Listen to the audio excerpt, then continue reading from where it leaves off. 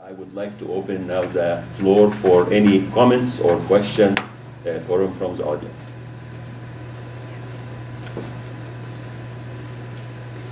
Yes, Ilham. I think that you brought up, at least to my awareness, a lot of the issues of the Pakistani system of education. And just a side note, the kids who went to the madrasa, the boys for 8 years and the girls for 5, is because the girls don't need so much time to understand the material. Boys do. Wow. That's a side note. I was expecting from you.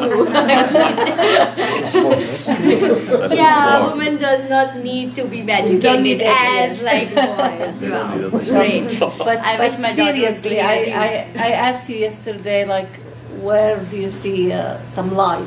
Hope, yes, in all of this. Like, is there light, hope? Very good, you hope. Something, initiatives that you like, that you think are promising? Yeah, there are people who are working like ICRTs, and like they have addressed 2,700 ulama and 1,600 madrasas, and they are doing workshops. But my point is, like 1,600 madrasas, it's very less number. Like the actual number of madrasas, even the government doesn't know, because madrasas is in every other corner, in every other house in Pakistan, and what they are teaching, you don't know. So it's like they are working, but there should be much more. And then there is one more institute, the Pakistan Institute for Peace Studies. So they did 15 peace talks in 2008 and 2009, and they produced 40 research papers, and they were very good. But that's it. So if you include mine, so it would be 41 research papers. That would give something to me, but it doesn't change the policy. And because they were so perverse, because even one of the comments from the bureaucrats, they say, the politicians, they are just for a time being. They just come and go. We are here forever. Like, and they are so stern that if the Javed Ashraf Qazi, he was education minister. Then he was saying that even if I became education minister, I cannot change it, because it's the system. And they are doing this for so long that they are so confident that nobody can come in front of us. Thank you. Yes, Amna, I'll ask you a difficult question. If you take your own self as a case study, how did this Pakistani education system affected you, and how did you become what you are now, presenting us such enlightened views? Thank you so much for such a great question. Because like you see, when I started education, so I was married for 3 years and I didn't have kids.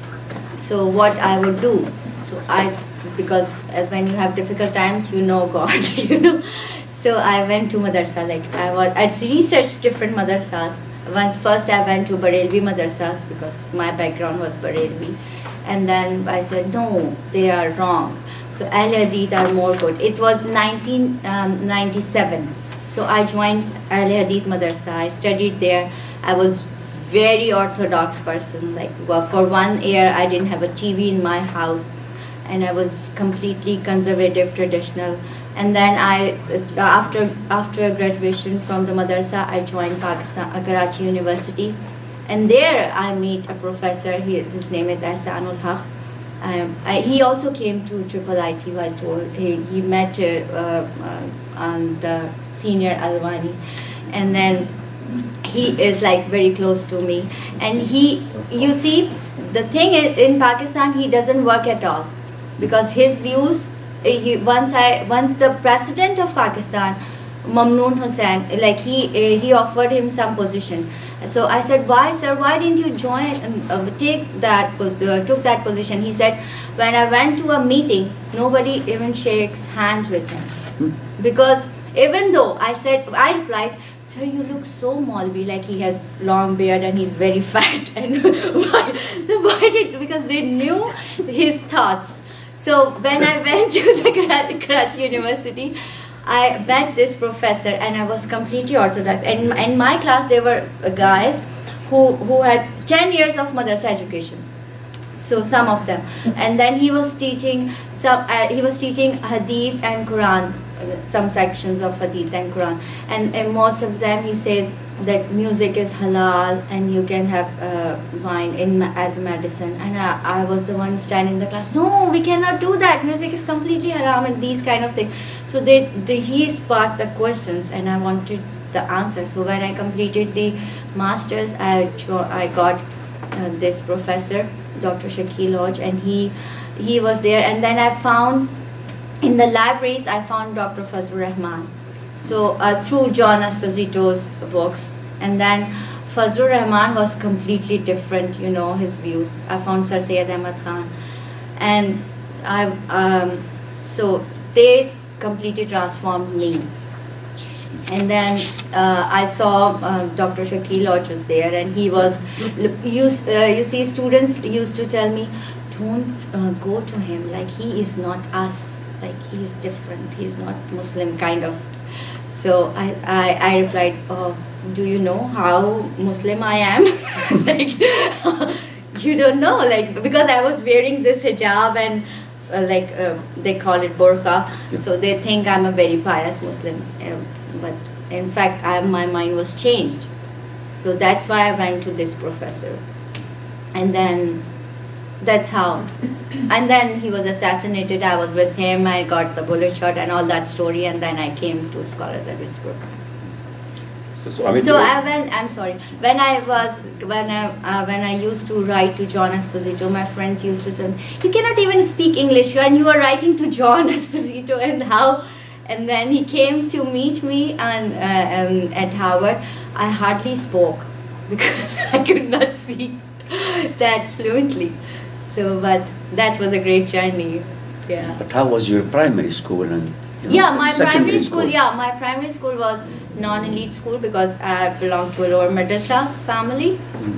So that school I told you about, that the teachers write all the answers on the board and the students only have to memorize and memorize and memorize. That's the thing I did. So like to complement what Dr. Hisham suggested, it looks like meeting significant scholars who had a different view really inspired you, exactly. And at least intellectually moved you in a direction that shaped how you think today. Yeah. And your point that woman does not need, so my question was like, what I'm supposed to do? I finished madrasa education, now what? So that, because they have different, that's one of the reasons that I got these people. Otherwise, I might have been in madrasa if they have equal education. Yeah. In spite of all this, what is the percentage of women students to the men students in the whole education system? Is it 50-50 or? No, it's not 50-50. What is it? I cannot give you the actual numbers. I should look for it and do more research, but it's far less as far as I know, because for women? Yeah, for women, because even at universities? University of Karachi is different because once one of my professors said, why do they talk about women should have separate university? In our university there are so less men, like women are everywhere. But overall, like if you study the whole Pakistan, then the number of women are very few. Because in many Muslim countries, actually, at university level, there are like 60% women and 40% men. It could be in Karachi University or in like city universities, but if we do the study, we study the rural areas as well. Yeah. So it would be good to have this data anyway as part of your research. Definitely be very useful, especially that you're talking about gender issues. Yeah. Yes. Great. I have a question. Yes, 1, 2. Sorry, go. Yeah. What's the population distribution between Shias and Sunnis? Yeah, so overall there are 96.28% Muslims in Pakistan, and then 20% of Muslims are Shia. So it's the number is 25,855,132 are Shias. Then the follow-up question, Yeah. what's the percentage of Urdu-speaking population? Yes, as I told you, like I mean, 70. just ethnically Yeah. Urdu-speaking. So Urdu speaking, like as mentioned in my word, like 7%. Yeah. No, just a minute. Yes. Sure. I think I misheard you saying that only 9% of Pakistanis speak Urdu. 7%. 7% of Pakistani only speak Urdu? Yeah. As their native language. Yeah. They can. No, they speak in Urdu, understand Urdu. Like understand Urdu Yeah. is understanding is different, but their native language. Because when you are talking about schools, like the 5-year kid who would go to school, his mother tongue won't be Urdu, and the family What would at it be? home. What would it be? It's different. It's completely different. The Punjabi, Saraiki, Sindhis, Okay. and they have different dialects. Within each region, it's completely different. Yeah, so as a mother tongue, Yeah, it is they a don't have, percentage. and most of the parents are illiterate. So if the kid has some homeworks, the parents wouldn't be able to help him because it's in Urdu. And it's so difficult. Let's imagine for a 5-year-old kid going to a school and everything is a different language. for the parents' language. Exactly, it's Maybe different. Khalid knows. Yeah, Brother Khalid? Yeah, I just wanted to know, Hisham, your answer to how good that system proved for Amna.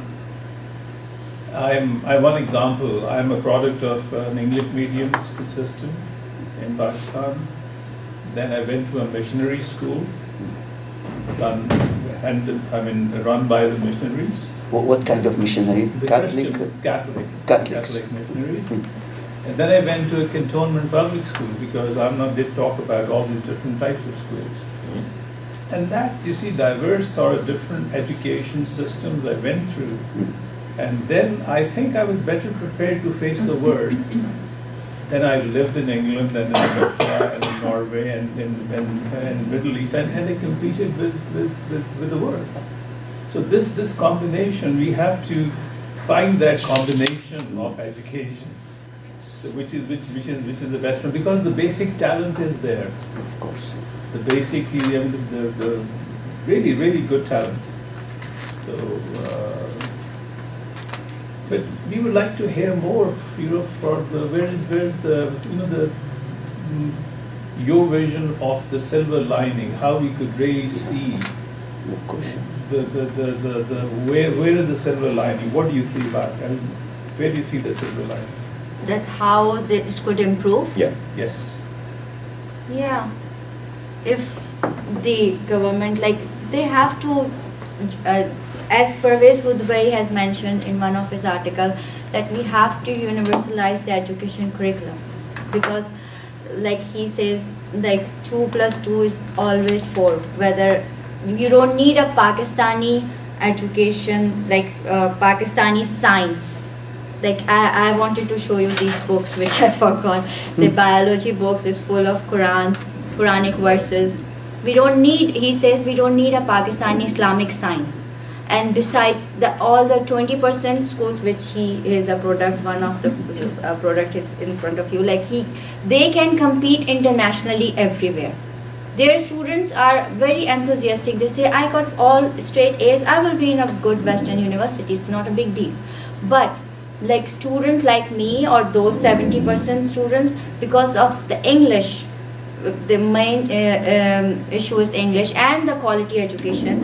Even I have mentioned so many evidence, if you see my work, that even in language books, like English books, they have so many Islamic studies things in English books, general knowledge, like all those subjects which are not supposed to have religion thing, like physics. It has that they are refuting the theories, scientific theories, and they are just patching Quranic ideas which does not relate to that, the scientific things. So Parvez Woodbury says we do not need these Pakistani Islamic sciences. And besides all BA education, like in higher educations, we are using international books. So why don't we use those books in regular schools as well. And besides, 20% elite schools are already, even Islamic schools are using those. They are not using Pakistani Islamic curriculum. They use books from where? From Oxford. I have showed you. Yes, the list, yeah. Most of them are Oxford University or Cambridge University. Yeah. So that's one suggestion that, I mean, for that very good question about the silver lining, you mentioned that we need to universalize the curriculum. Yes. What other suggestions that you can envision that can help? And Dr. Mumtaz Ahmad has mentioned a very good point that, like, this is the, like, you see, the first thing that we could do is that you just take those books, but for a far-reaching result, Dr. Mumtaz Ahmad has suggested that we need to bring ulama and the educationists of Pakistan on the same table, and then it would be like it would take maybe a generation, but on the same table they would talk and they would design a curriculum that would be good for generations. Like, it's a long-term thing to have, but it's this word, like Quran, dispatching Quranic verses, which does not relate to this theory, and even defining that some of them, they are saying that yes, like I wanted to show you, yes, here, the Big Bang theory, that they say, according to Holy Quran, Allah subhanahu wa ta'ala said kun fayakun, and the universe was created. Scientists have been presenting different theories of creation of the universe from time to time. One of these theories is the Big Bang theory. I mean, what is it? This is the thing they are studying in the book of. Yes, it is. Yeah, I mean, you cannot tell the students that scientists are just crazy person. They say whatever. I mean, you have to. It should not be like this. What grade is this one? Sorry? Is taught at what grade? I think it's 9th grade book. It should be. Yeah. Okay, I see that there was a follow-up to Dr. Hisham and then from just you refer to Mumtaz Ahmad. It's such a common name. I think there are millions of Pakistanis called Mumtaz Ahmad. But do you mean Mumtaz Ahmad? The late Mumtaz Ahmad, yes. Professor, yes. Okay, I was honored who is a triple IT man. Yes. Yeah, that's the one you mean. Yeah, Thank you. That's the one. He just passed away a year ago, rahmatullahi alayh. I think most of the people here, they know that I'm already working on a school project in Pakistan. You also know that. I think instead of we sort of doing the patchwork of you give the example, kun fayakun, and then you big bag theories and all that stuff. And it has been the view also Dr. Hisham as well, that bring in the best from wherever you can, the physics and chemistry and maths from, wherever it's being taught with the best possible way, the best resources being used, the best material, the books and whatever, physics, maths and everything. Like I'm working with Arlington County here. Lahore American School in Lahore has produced wonderful students. They have competed with the world, the best. I mean, the scientists, the very good scientists who then came to Stanford and all that. They were using a curriculum from a school in Chicago, for example. And then they introduced some, few things here and there. So instead of we going into lots of details and spending time there, bring in the best, put Quran and Sunnah with those being the best education, do some integration work. Dr. Susan Douglas, she's helping us with that work as well. So do that integration, and then then go ahead. Put that whatever. I mean, it's not a new system; it's a well-tried system. So what we are doing in Pakistan, we are trying to reinvent the wheel. There's no need for that. Basically, do that. Go ahead. Put a good school. And give opportunity to those kids what is being given in places like, say, USA, in Arlington County, for example, here. And then, with time, I think you sort of let this evolve and do some tweaking here and there after 10 years, 5 years, whenever, after our generation. But the good education, that is really needed. Because we do not have good education there. Right. there are islands of good education here and there, but not for the general masses, and this is where the opportunity is not given to lots of talent over there. Yeah, but my point is like all these elite schools, the good education is there in elite schools, which are 20% of the population, and they do not bother for those 70%. That's my whole point. Yeah. It's not that Pakistan is not producing good scholars or Pakistani students are not good enough. You are yourself. But the thing is, like those students who are, like 24 million are out of school children.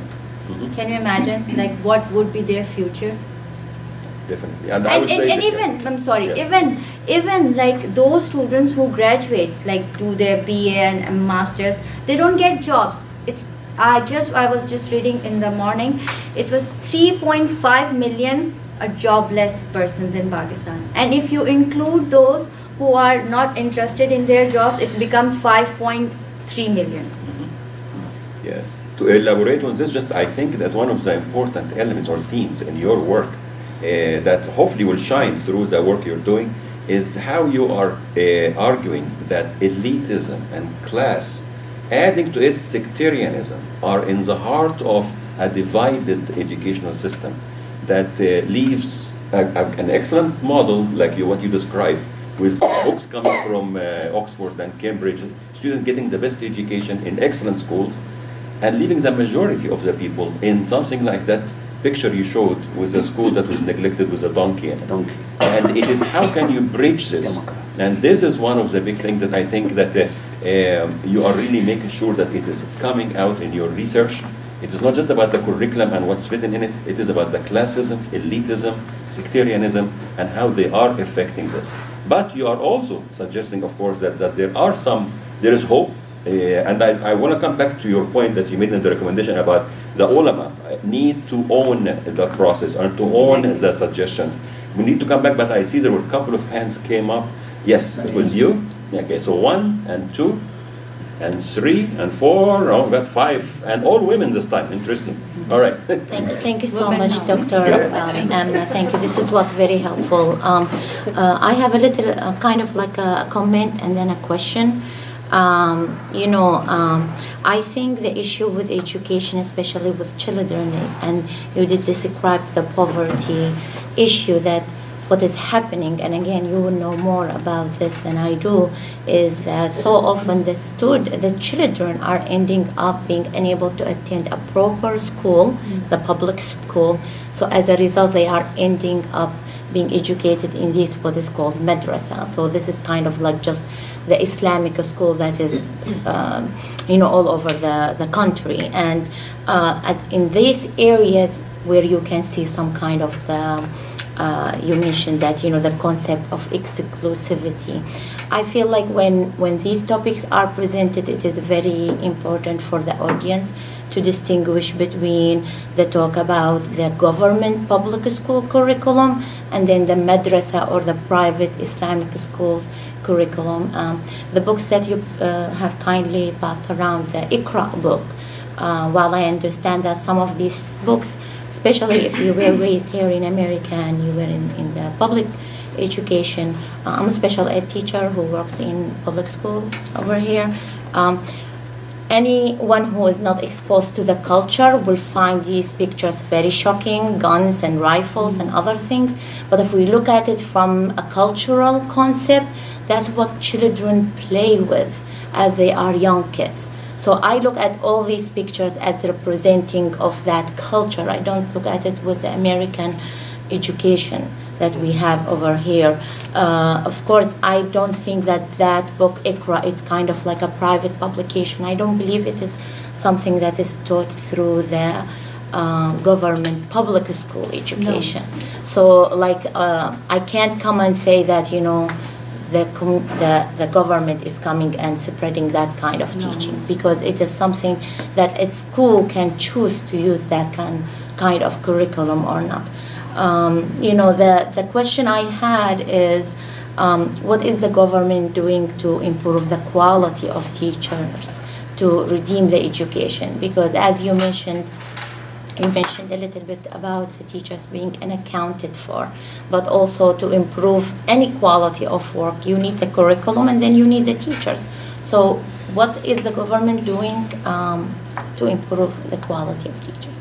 Okay, so thank you so much for the comments. And then I want you to specify that the IIIT schools are private Islamic schools, but they are very influential, as I've said it before, and they are all over Pakistan. And since they are Islamic schools, private Islamic schools for lower middle class, so their fee structure is much affordable to most Pakistanis. And the point of the culture. So the thing is that army public schools, they do not teach those things. If it's the culture, the army should be teaching these things. Yeah, but I'm not saying it should be done that way, but I'm saying when I look at it, it's kind of like it will not be as shocking to me to see that kind of picture. It wasn't before that Afghan Mujahideen syllabus. It wasn't before. It is impacted through the Afghan. You see, after Afghan war, like jihad is very much in Pakistan, and it's like we did it because of jihad and Allah support. And America is always enemy. So these kind of things which are for lower middle classes. How about the army schools? All the military schools they are teaching Oxford University books. They are not teaching Pakistani Islamic studies, which glorifies war and military leaders. And then your question is about the teachers. Yeah. So the government, like as I mentioned, that the government is trying to computerize the attendance system. And then they have also recently started the training programs that if someone wants to be a teacher, especially for government teachers, they have to do 2 years kind of program for teacher training. So they are doing some works. But my main issue is the curriculum. So no matter how the teacher is trained, she will go into the class and she will teach the same curriculum. And they are so perverse that when there were so many voices around the world, because A.H. Nair has done for 30 years, he has tried everything to change the curriculum, but they didn't change it.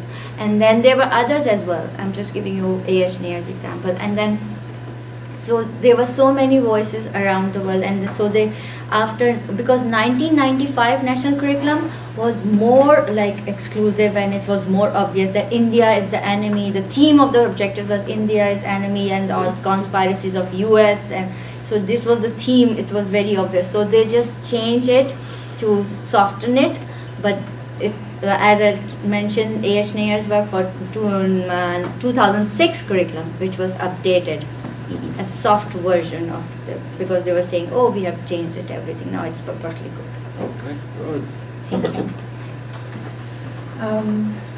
So I grew up in 90s. I was a high school student in 90s, and I went to a high school in Kansas City. At that time, Kansas City school system poured millions of dollars into revamping and modernizing inner city Kansas City schools. And years after years, the schools failed. So the Kansas City government threw millions of dollars at them to educate these inner city poor children, and it didn't work. So the context of education and context of the cultural upbringing and social classes or the understanding of education probably needs to play a huge role in pushing children to better themselves and deconstruct the social makeup.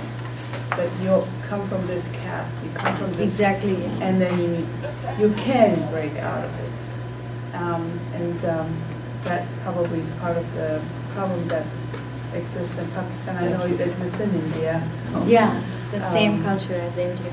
Not caste, but the sectarianism. Yes, in India. They don't call it caste, but the point is they don't call it caste. But if you are a lower middle class, they don't give you opportunities because their tight control is there that you cannot break that.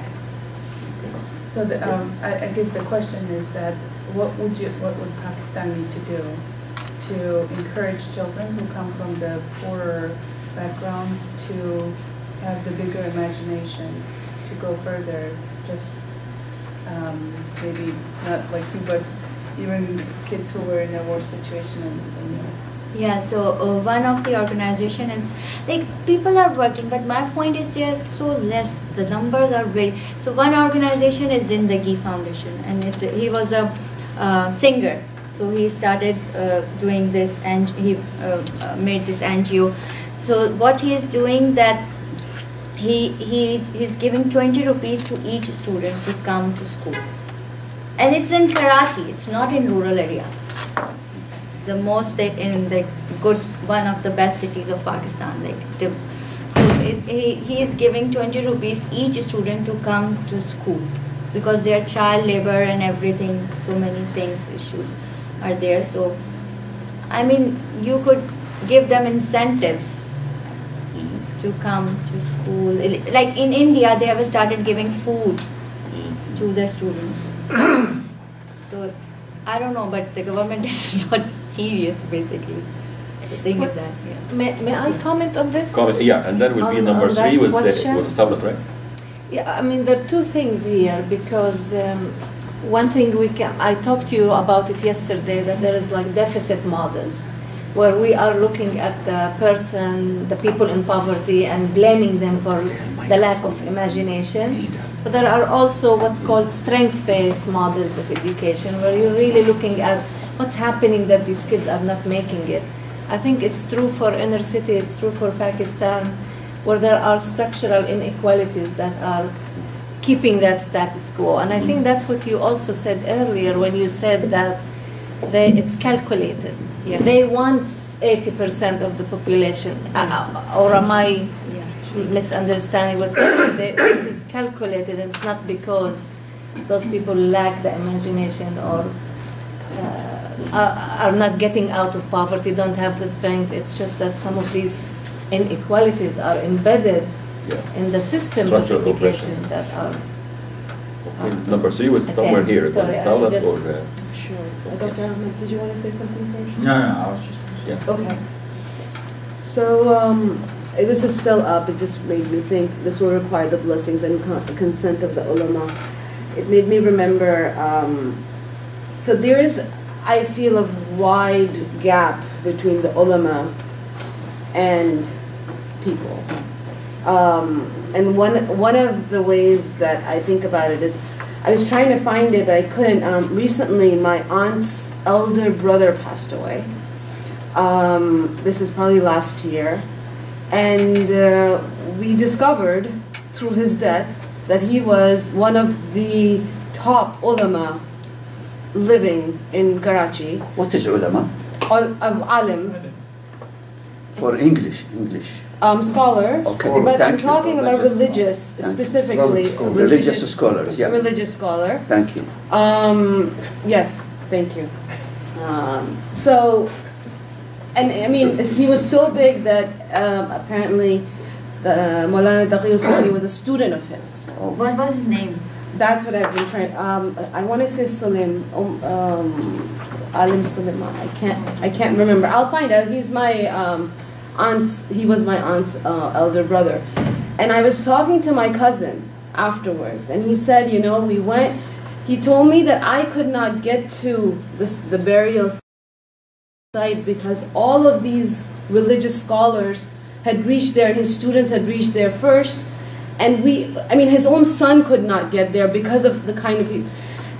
But he said, you know, I'm realizing today what a loss we had as a family. And what I couldn't help but think was that he was his nephew.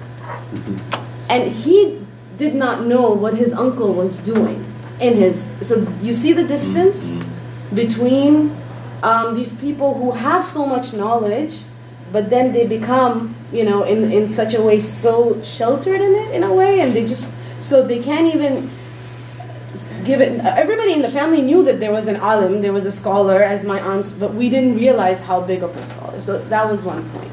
So I don't know how easy it's going to be to get the consent and the blessings of the religious scholars, to be very honest. The other thing that I wanted to talk about was, I happened to be in Pakistan when 9/11 happened. And I was actually going to a madrasa because I had a lot of time. I had just moved to Karachi. I had time. I wanted to memorize the Quran. A little bit, whatever I wanted to do. So I said, okay, it's better to have a structure. So I would walk over to the mosque, and it was upstairs was all women, and I would go just for a couple of hours in the afternoon when my kids were sleeping. And when 9/11 happened, I was from New York, and I had just moved to Pakistan. It was very traumatic for me and my husband when 9/11 happened. But the teacher said to me that, you know, it was basically what she said to me was, they had it coming, right? And we look at it as these are heartless people who are happy, the civilians are dying, right? But when I think about it now, it's very much like, you know, people say, oh my goodness, America is so, you know, surprised that Russia, you know, basically, you know, meddled in American politics. That's not so surprising for many people around the world that another country is meddling in the politics. So what I'm trying to, I mean, really, I'm trying to make that comparison. I know it may be a little bit of a difficult analogy for people to follow. So it's not so way that people were happy, that picture of 9/11 actually reminded me. It wasn't that people were happy that people were dying in another country, but it was that, you know, we have been suffering. The people in Pakistan felt that we've been suffering for so long. So my question is, when we come to talk about the sense of the other, especially in madrasas, especially maybe even Islamic schools, even other schools, how do we figure in foreign policy and the impact that Pakistan has gone through over decades of, you know, at just the way foreign policy has worked, whether it's, you know, the Cold War, whether it is 9/11, war on terror. I think it's an important perspective not to ignore, that how that has impacted the view of the other. Just wanted to put that out there. Yeah, it is. But you have a microphone there. yes, yeah. So it is important, and then the otherness. Basically, my point is, like, in madrasa's perspective, the otherness is that if I am Barelvi, even if Barelvi, they have different sects, right, like the green turbans and all others. Yes. So my point is, they were not like that before. As Dr. Mumtaz Ahmad had mentioned, that there were instances of personal friendships, and they used to go in each other's madrasas and used to study there. So it was not them. And because of those incidences that you have mentioned, it also affected that. And the syllabus of IIIT school is also the result of that University of Nebraska school syllabus. So it impacted them as well. But my point is, like, the sectarianism in madrasas is so embedded now. Like, when I was, like, as I told you, I belong to a Barelvi sect. But when I went to IIIT madrasa, I was saying, this is the only true path. So, and I went to a Shia school for 9 years, like from grade 2 to grade 10, I was in a Shia school. And I had so many friends, but at that time I was thinking that no, they all are bound for hell, because they are not following the true path. So each sect and each Islamic school is teaching students that this is the only true path. And that is against Quranic values, basically. Well, isn't that freedom of religion? Sorry? To believe whatever you want to believe. Yeah, but you are not supposed to teach students. Like, it's fine, but you are teaching. Sorry, I didn't hear. What did you say? I said, isn't that freedom of religion to believe? If I want to believe that I am the only person in the world who is saved, everybody else go to hell, is freedom of religion doesn't accord me the right to believe so? I'm just asking. Yeah, it is, but even then, when there's... Otherwise, we want to teach them to believe I mean, we want to now impose our belief on them, to tell them now you should believe that everyone is. I mean, do you see the point here? It's if we say, okay, we want to produce textbook to tell people here is what everyone should believe in, then isn't that imposition of belief also? I mean, but it doesn't mean you impose that everyone else is wrong. You can impose your own belief. That's your freedom to do it. But once you come and talk about the other people's belief, then at that time you went to la ikraha fi din. There is no compulsion in and religion. And there are students like Hindu students, Christian students in the class. And what about those Barelvi students, Shia students? And if you are saying that no, this is the right thing. And you see the ICRD and SDPI, they did a survey, empirical research, and they found it. They have so many evidences. They found that the teachers are used to give corporal punishments to the Christian students, not Muslim students. And the Muslim students in the class, they do not want to make friends with Christian students because they are supposed to be impure. Because in Pakistan, the Christians are usually sweepers.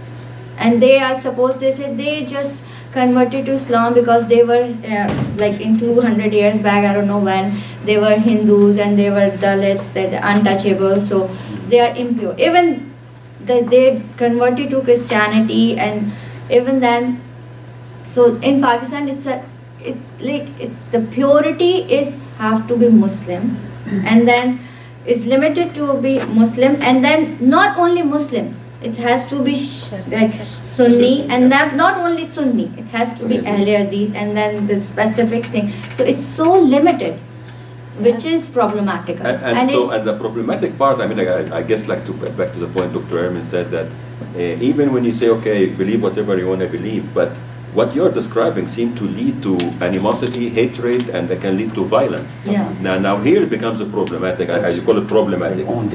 But then now, that is the problem, that when I keep saying, I'm the only good guy, and those are terrible people, and then what comes with it is, that's okay to beat you, to hit you, to keep you low, to keep you... and you see, it's a sawab to burn the mosque. They do not, the Ahmadis are in terrible shape. They cannot call their worship place as mosques.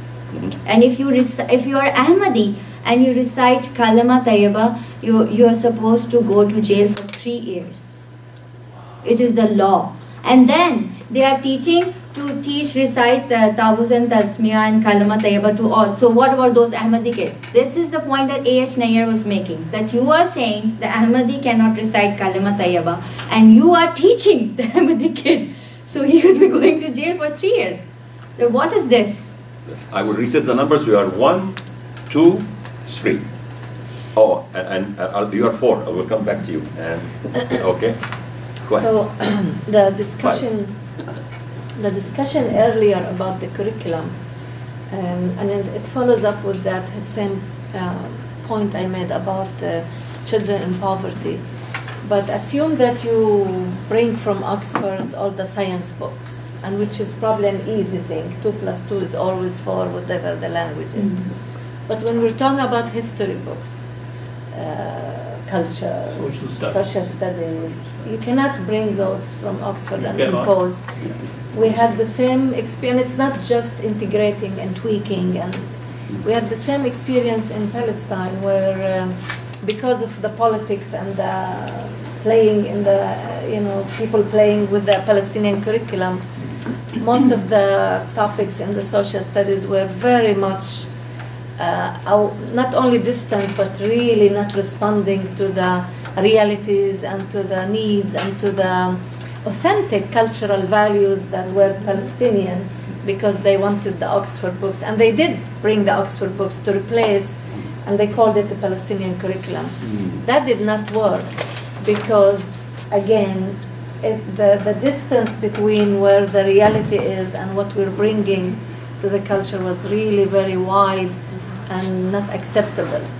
And so there is danger in trying to bring and use different types. My advice would be, or my opinion would be, to actually bring it from the community itself. If it's the ulama who are the ulama who are willing to reform, identify, make it authentic as possible. I will come to you, brother Khalid, your I number. just want to respond to Okay, but in half minutes, so I can come back to the debate.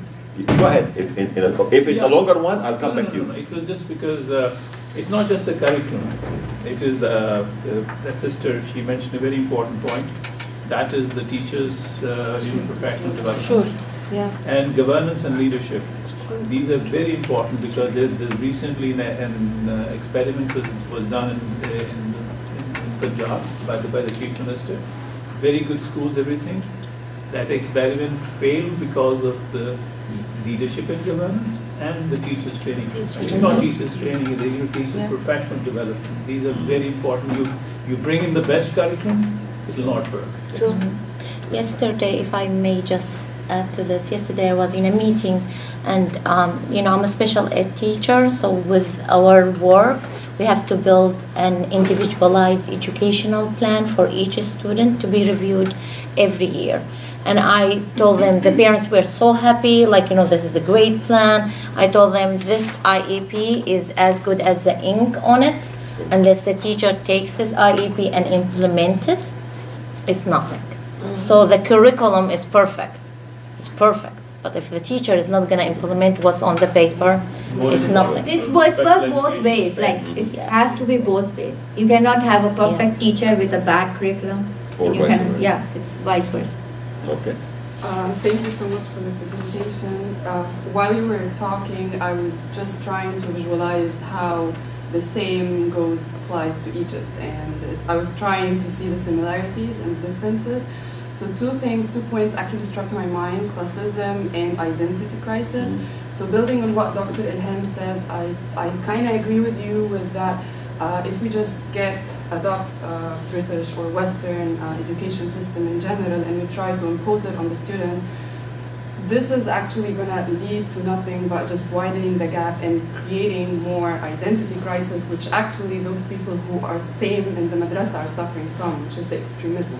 So basically those students are going to happen eventually is that they're just going to shun away more and more from the madrasa, trying to adopt a different method, an approach, which is actually, I think it's not helping. So I view it as more as coming from the community.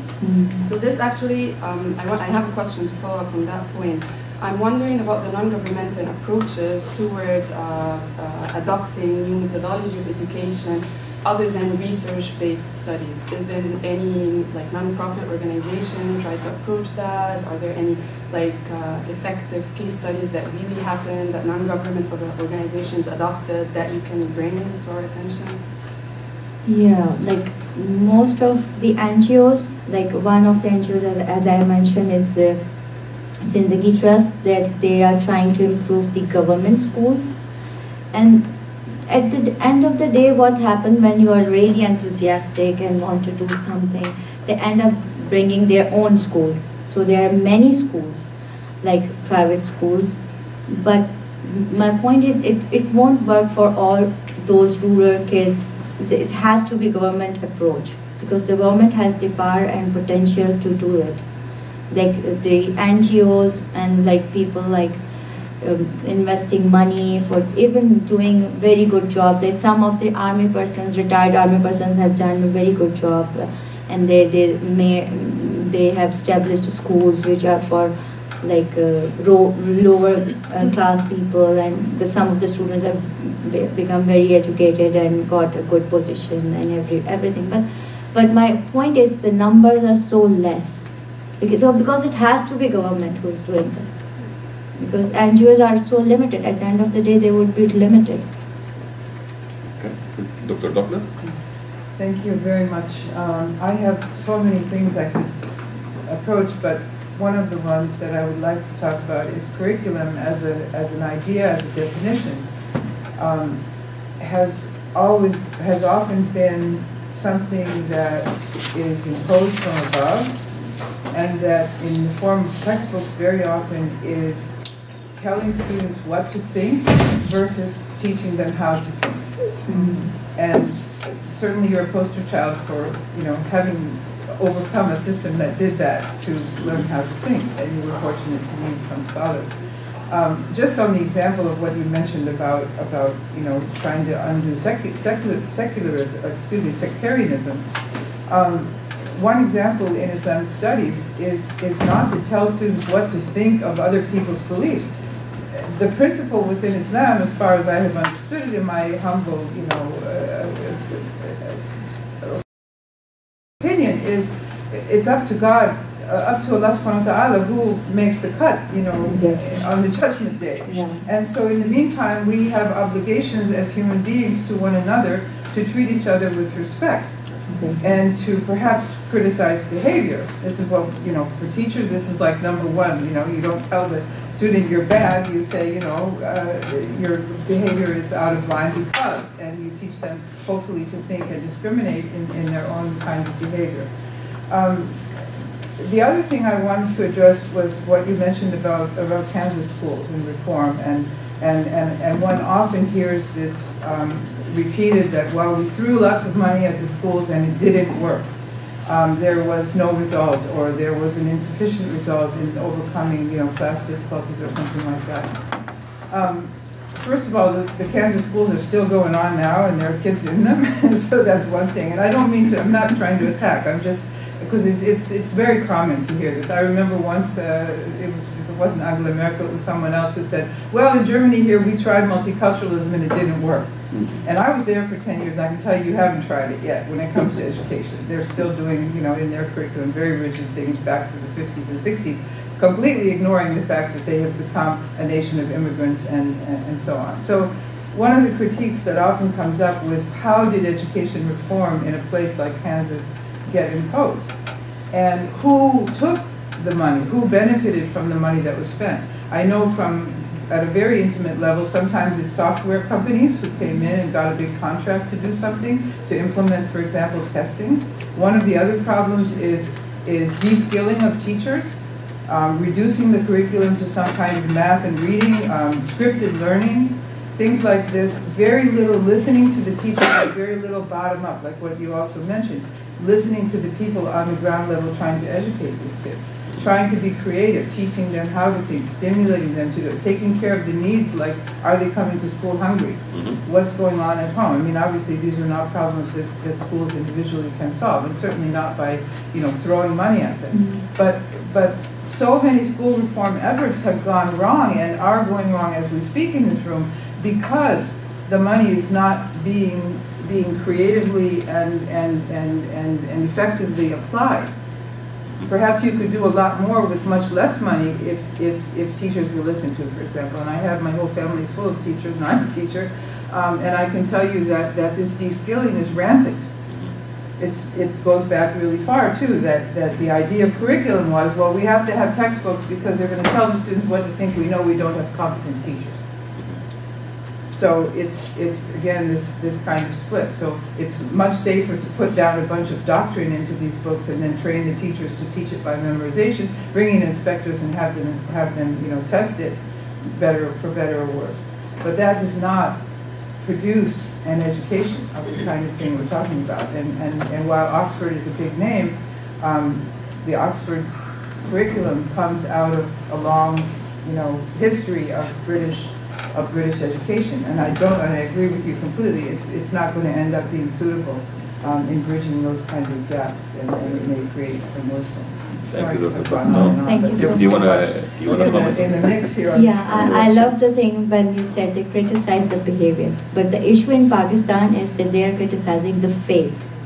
Right. Even madrasas, and the same issue is with the curriculum. Then the curriculum is fills. It's very common in the curriculum. You would find that all Hindus are like impure. Like if I'm a Hindu, what's wrong with it? I don't see anything wrong with it.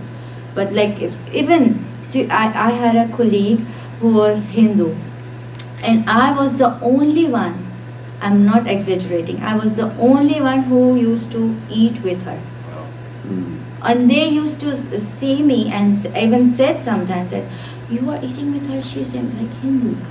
I mean, Hindus do not eat meat at all. So what's wrong with their food? Come on, it's just vegetables. But that gets exactly to the core of how are we teaching religious studies. Are we telling them a bunch of doctrine? Or are we teaching them in, I would want to bring up this work of Abdullah Shaheen, talking about critical exploratory religious education based on teaching principles and critical analysis. Otherwise, we're going to get nowhere because it's just a bunch of competing doctrines that are going to be thrown. And I know many, my own children have critiqued their own Islamic education in terms of what my daughter calls checklist Islam, and that was here. So they have all had to, go through a journey to try to explain, just as you have done in your own education. I think there's hope, but it may be needing to look at a broader, more, bottom up, listening at least. Sister Stabla? So just a couple of things about the treatment of Hindus and Christians, for instance. I think in Pakistan. I think one thing that we need to keep in mind is that Pakistan is 60-some years old. 70 now? 70 years old now? 1948, yeah. Right, 1947. 1947. So about 70 years old. And a lot of my father was someone who migrated from India. My father-in-law was someone who migrated. His siblings migrated. A lot of the things that are said in people's minds are coming from that experience also of not only partition, but the caste system that's so prevalent in India. So I would see people who would treat Muslim servants in a terrible way. Yeah. Right? It's because it's coming from that. These are Muslim, Sunni, all of that. But I have seen this when I lived in Pakistan. And there are other people who are very compassionate, right? So they're both. So we have to understand that it's situated also. So we have to understand the context. For instance, the Islamic school, and it's an Islamic school that also has the Oxford syllabus, where my children went to school, and I was affiliated with that school for 11 years while I lived in Karachi as an American.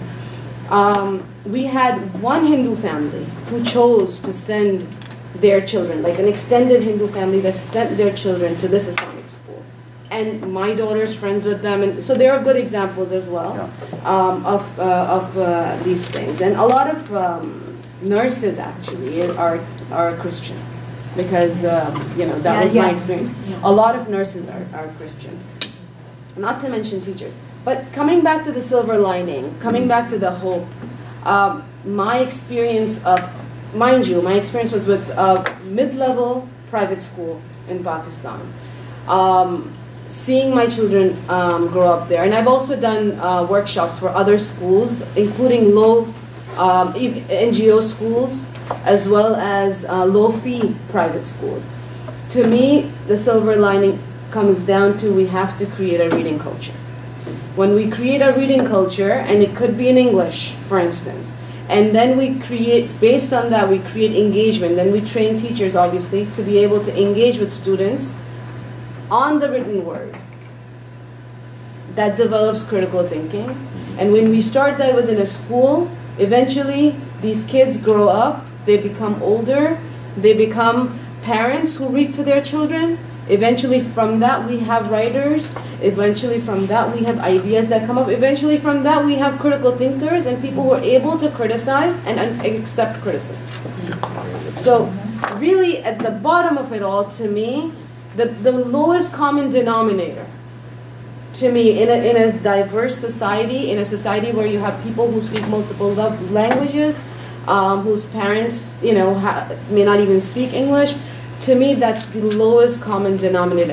And the best part, when you do it through reading aloud, is that it requires minimal investment, money-wise, because all you need is one book at that point. Yeah. And so my point is, when 48% cannot read and write, how would we develop it? But you start with the teachers, right? So you start with teachers, that's one thing. The other teachers are like most of the 60,000 teachers are ghost teachers in Sindh. I realize that. But what I'm trying to say is you have to start somewhere. Yeah, right? of course. right now the teachers in private schools, they may know how to read and write, but language in private schools is for utility. It's a functional thing, so that I can get a certain job, so I can be able to speak in English. So I know how to write in English and read English.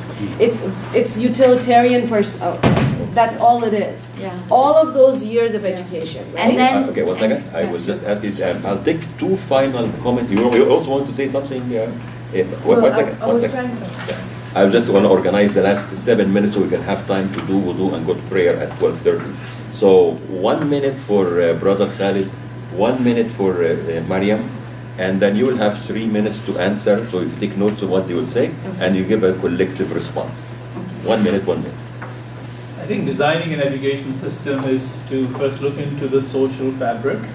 What are the social issues, any fabric in Pakistan or in Egypt or anywhere in any Islamic world? We have sectarianism as an issue, we have social injustice as an issue, we have obviously the corruption as an issue. That's why you saw that ghost students and ghost teachers and all that stuff. So the social studies which have to be designed to meet with these challenges. Everything else, I think the math sciences would remain the same, the basic religion would remain the same, but that is how I think we should tweak our system. Good, yes. And that's where I think really her research is bringing those pieces together. My comment was about social marketing.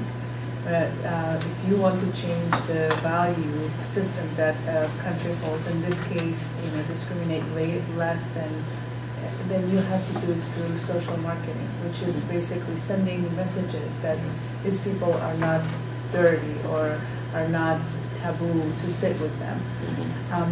And then my other comment was what I was trying to drive the conversation towards is that it is an institutionalized problem. The 20% wants to remain 20%. Exactly. And therefore, whatever the system they put in place, always and will try to exclude the 80%. Exactly. In order for them to remain 20%. So how do you address that? Yeah, that's one of the important points. Like, if you see Deepak Parwani, he's a Hindu guy and he's a designer. So he designs bridal dresses. So one of the dresses would be around $6,000. In Pakistan, it would be much higher. So the point is, like, I was listening NPR on 14th August, which is the Freedom Day of Pakistan. So he was saying, they interviewed him and said, yes, I love Pakistan, Pakistan Zindabad, I don't have any issues in Pakistan, and he's a Hindu guy. So like, if you are Hindu or Christian or whatever religion, whatever sect, if you are an elite, you have no issues. Pakistan is the best country to live. Some of the elites say Pakistan, if you are living in Pakistan, why don't you live in Pakistan? You are living like a king and queens because you have fleet of servants. But if you are a middle class person and a lower class person, it's the worst place to live in Pakistan. Yeah. Well, I will say that what I also want to appreciate about your research. By the way, this presentation reflects a 120-page document that kept growing over the last few months. I want to suggest to you, Dr. Amna, that what you have written so far is you looked at what is the problem, what is going wrong, and you looked at the social level, institutional level, curriculum level, and so on, and the school systems. I hope that your next book or your next research it was going to be about the silver lining. It's going to be about all those good possibilities, how to address some of those important issues, and what is being done on the ground actually that is promising, and what else can be done. I'm not sure that you can fit this in the next couple of months while you're still at IIIT to add it to your already very good work. I think that the work you've done should be focused about the issues or the concerns that you have, as you said, with the educational system, the curriculum, and the school modalities. But inshallah, there will be another book or publication that will be about what was referred to here as the silver lining. Thank you all so much. Thank you, Dr. Amna.